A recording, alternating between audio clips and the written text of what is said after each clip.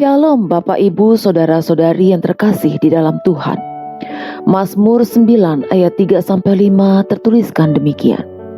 Sebab musuhku mundur, tersandung jatuh dan binasa di hadapanmu. Sebab engkau membela perkaraku dan hakku, sebagai hakim yang adil engkau duduk di atas tahta. Engkau telah menghardik bangsa-bangsa, telah membinasakan orang-orang fasik. Nama mereka telah kau hapuskan untuk seterusnya dan selama-lamanya. Ada 3 bagian yang ingin saya bahas di sini. Yang pertama adalah di sana dikatakan sebab musuhku mundur, tersandung jatuh dan binasa di hadapanmu. Dalam 2 ayat pertama dari Mazmur ini, Daud telah menjelaskan alasan yang valid untuk memuji Tuhan.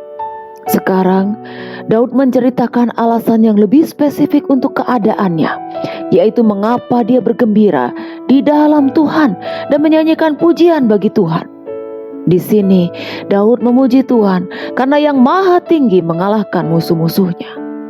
Daud begitu bersyukur dan bersemangat untuk memberinya kemenangan atas musuhnya dan atas orang fasik. Dia memuji Tuhan karena Allah adalah Allah yang dapat dipercaya. Allah adalah benteng bagi mereka yang tertindas, dan Ia tidak melupakan tangisan orang yang menderita. Dalam pasal 9 ayat 18 tertuliskan, sebab bukan untuk seterusnya orang miskin dilupakan, bukan untuk selamanya hilang harapan orang sengsara. Bagian yang kedua, sebab engkau membela perkaraku dan hakku. Daud melihat Tuhan bergerak melawan musuh-musuhnya. Daud juga melihat Tuhan membelanya berdasarkan prinsip yang jelas antara salah dan benar.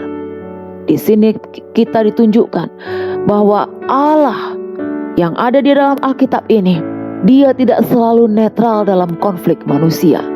Memang mungkin manusia berpikir Tuhan ada di pihak mereka, padahal bisa saja Dia tidak apabila kita bersalah. Kalau memang kita bersalah, maka siap-siaplah pada disiplin dan konsekuensi akibat kesalahan yang kita buat. Jangan pernah berpikir bahwa kita bisa hidup dan berbuat seenaknya. Toh nanti Tuhan akan menghalaukan masalah itu dari saya. Saudaraku, Allah tidak berubah dari dulu, sekarang, dan selamanya. Keadilannya tidak berubah bahkan oleh doa. Jadi jangan berpikir kita bisa membelokkan kehendak Tuhan dengan doa.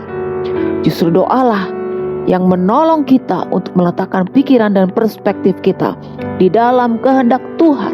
Terjadilah sesuai dengan kehendak Tuhan bagi kita, bukan kehendak kita. Ada kalanya bahkan Tuhan menentang atau tidak menyukai bila kedua belah pihak memang bersalah di dalam perselisihan. Namun demikian, perhatikan, di bawah pimpinan Allah, biarlah kita menerima apa yang menjadi hak dan tujuan hidup kita. Jalani hidup ini bersama Tuhan, termasuk pada saat kita harus menjalani pendisiplinan Tuhan dalam hidup ini. Bagian yang ketiga, di dalam Mazmur 9 ini tertulis begini, sebagai hakim yang adil, engkau duduk di atas tahta.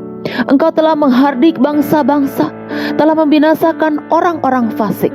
Nama mereka telah kau hapuskan untuk seterusnya dan selama-lamanya. Daud melihat Allah bekerja di antara bangsa-bangsa, dan dengan adil Ia menghakimi orang-orang fasik. Allah menegur musuh-musuh Israel ini. Tuhan sungguh menentang dosa-dosa yang dilakukan oleh orang-orang fasik. Tuhan juga menghancurkan bangsa-bangsa yang berisi orang-orang fasik. Orang-orang fasik tidak mungkin bertahan di hadapan Dia yang menyertai bangsa Israel.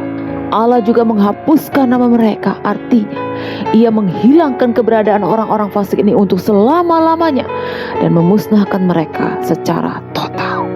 Daud tahu bahwa kemenangan yang utuh di dalam hidup ini adalah pada saat ia bersama dengan Tuhan, berjalan bersama Dia di dalam menghadapi segala macam masalah dan pergumulan hidup. Tuhan tidak berjanji akan membuat jalan hidup kita mulus tanpa masalah, tetapi janjinya adalah bahwa Ia akan selalu menyertai kita kemanapun kita berjalan. Karenanya, percayalah kepadanya dengan segenap hati. Tuhan memberkati.